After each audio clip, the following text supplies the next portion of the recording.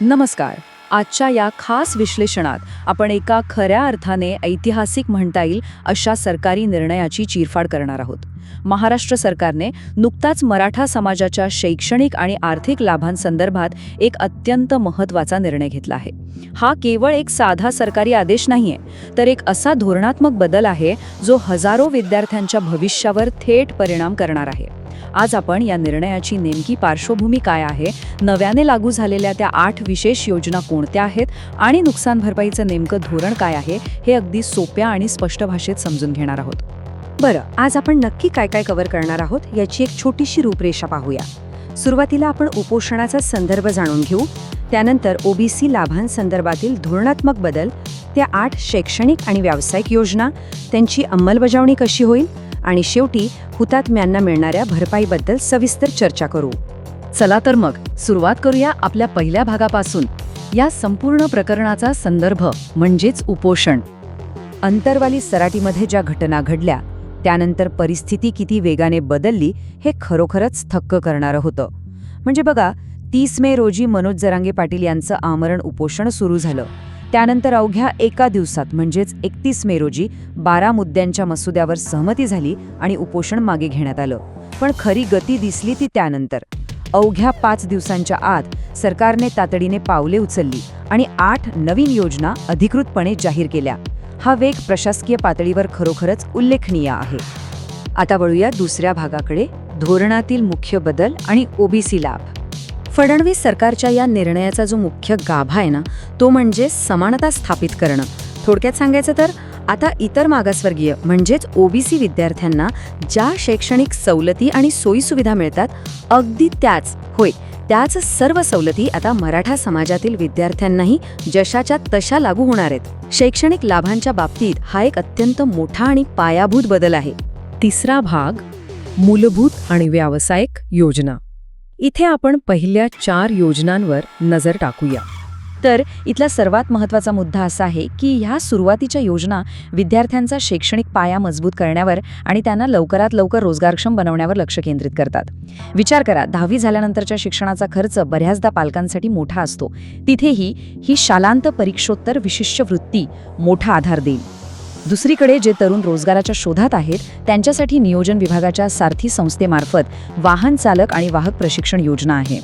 यासोबतच 9वी ते 12वीच्या विद्यार्थ्यांसाठी मूलभूत शालेय शिक्षणात पैशांची अडचण येऊ नये म्हणून शिष्यवृत्ती आहे आणि सरकारी किंवा खासगी ITI-मध्ये शिक्षण घेणाऱ्यांसाठी व्यावसायिक शुल्क प्रतिपूर्ती देखील दिली जाणार आहे. आता पुढे जाऊया चौथ्या भागाकडे, उच्च शिक्षण आणि काही विशेष प्रकरणे. उच्च शिक्षणाचा विचार केला तर तिथे येणारे आर्थिक अडथळे खूप मोठे असतात, बरोबर?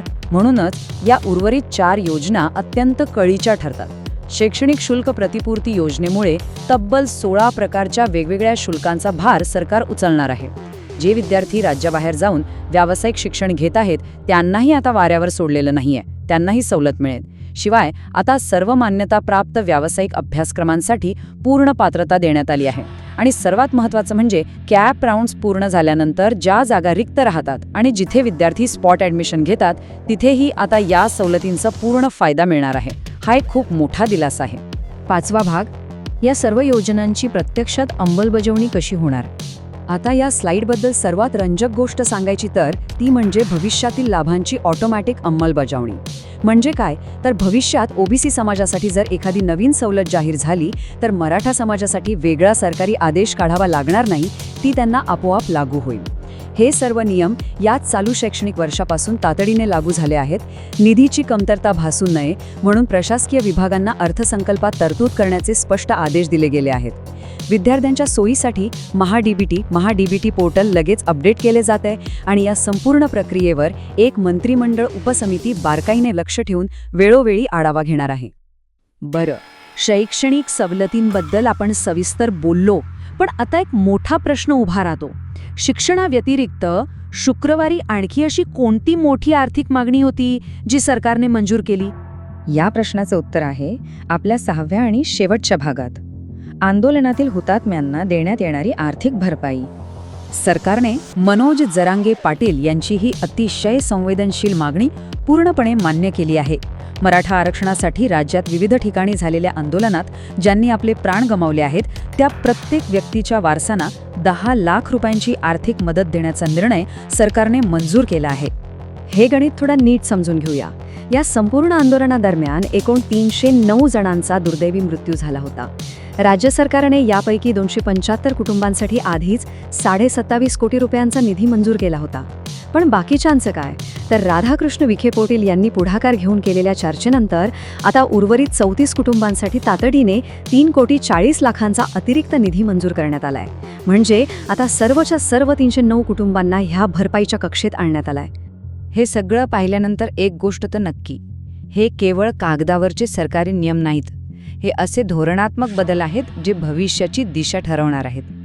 शेवटी विचार करण्यासारखी गोष्ट हीच आहे की हे व्यापक शैक्षणिक लाभ आणि ही आर्थिक भरपाईची पावलं महाराष्ट्रातल्या हजारो तरुणांचं आणि त्यांच्या कुटुंबांचं भविष्य खऱ्या अर्थाने कसं बदलतील. या एका निर्णयाचे दूरगामी परिणाम राज्याच्या सामाजिक आणि शैक्षणिक जडणघडणीवर नक्की काय होतील या प्रश्नांवर नक्की विचार करा. आजच्या या विश्लेषणात आपण इथेच थांबूया. अशाच महत्त्वाच्या माहितीसाठी सोबत रहा. धन्यवाद.